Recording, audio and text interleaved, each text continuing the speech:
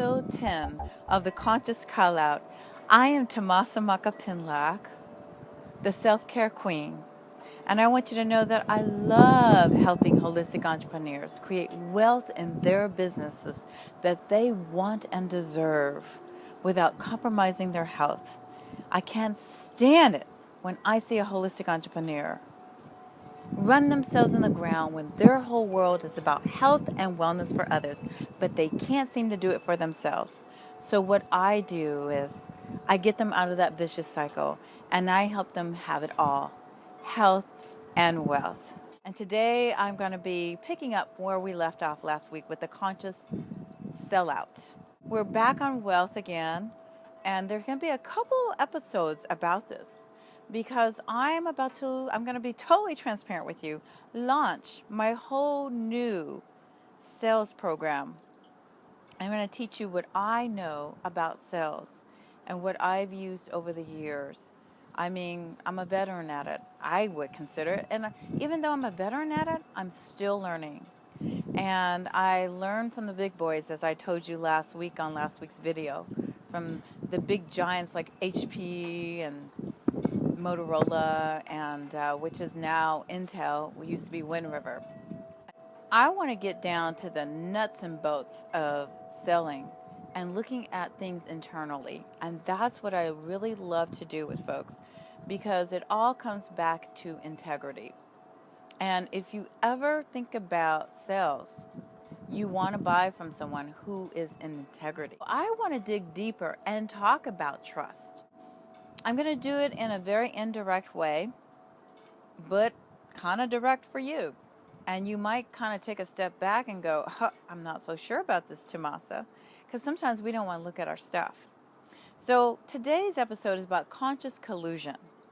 And I want to talk about conscious collusion, because what does collusion mean anyway? So what I know as the medicine woman I am is that collusion is when we are colluding with someone else's story. So, to be successful in sales, we have to really look at our own stuff, whether you believe that or not. You do. Because understand, whatever you attract to you is something you don't like about yourself, or something you're not willing to look at within yourself. And so I ask you, where do you need to shine the mirror upon yourself when your clients present their stories to you? Let's look at this.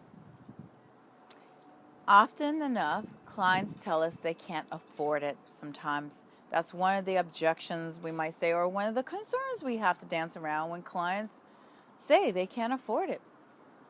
Or they might be looking for a better bargain, a better way to make things happen for them. They're looking for the cheaper way.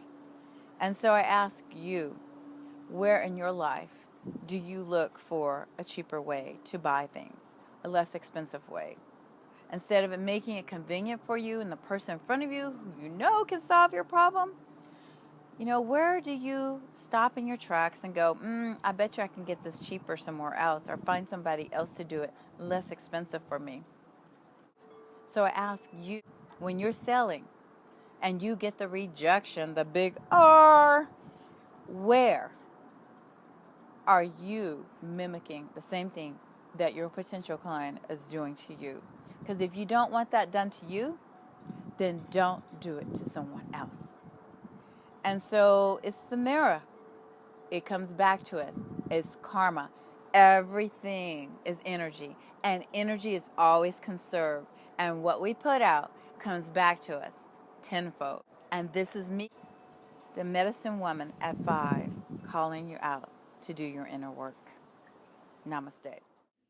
For more information to help you increase your sales, sign up for Tomasa's upcoming webinar, The 5 Energetic Selling Mistakes That Holistic Entrepreneurs Make That Keeps Them in Bed with Clients Who Aren't Willing to Pay Them for Their True Value, at www.theenergyofselling.com/mistakes.